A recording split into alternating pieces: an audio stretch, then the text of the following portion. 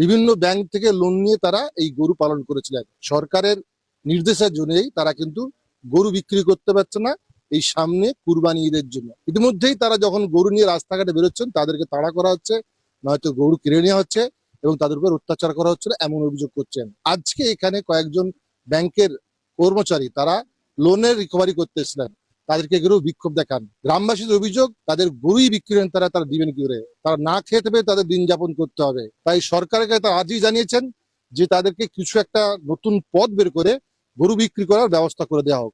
শুভেন্দু বাবু আমাদের গরু বিক্রি করার সুযোগ দিন, না হলে আমাদের বিষ দিন। আমরাই ভোট দিয়ে পরিবর্তন করেছিলাম, আমাদের পেটেই লাথি। আমাদের স্বেচ্ছায় মৃত্যুর অনুমতি দেওয়া হোক।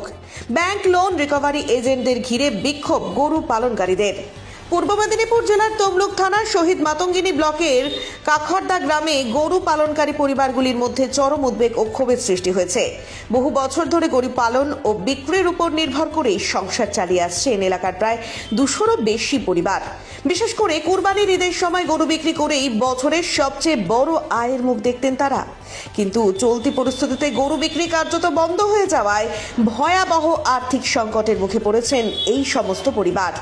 গরু পালনকারীদের অভিযোগ, সরকারের কড়া নির্দেশিকা এবং বিভিন্ন জায়গায় গরু ব্যবসায়ীদের উপর অত্যাচারের কারণে এখন আর হাটে গরু নিয়ে যেতে সাহস পাচ্ছেন না তারা। অনেক ক্ষেত্রেই গরু কেড়ে নেওয়া, ব্যবসায়ীদের মারধর ও হেনস্থার অভিযোগ উঠেছে। ফলে বাজারে গরু নিয়ে গেলেও তা বিক্রি করা সম্ভব হচ্ছে না। কাকরদা সিভিল কাস্ট পাড়ায় আমাদের এখানে প্রচুর পরিমাণে প্রত্যেক বাড়ির লোকে 10টা-15টা করে গরু পুষেছি, ছোটবেলা দিয়ে খাবিয়ে মানুষ করেছি। আজকে যে শুভেন্দুবাবু বলল কুরবানি হবে না, এই মুহূর্তে যদি না কুরবানি হয় আমরা এই গরুগুলোকে খাওয়াবো কি?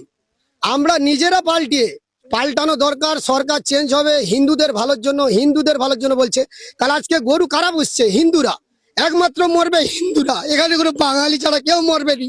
একটা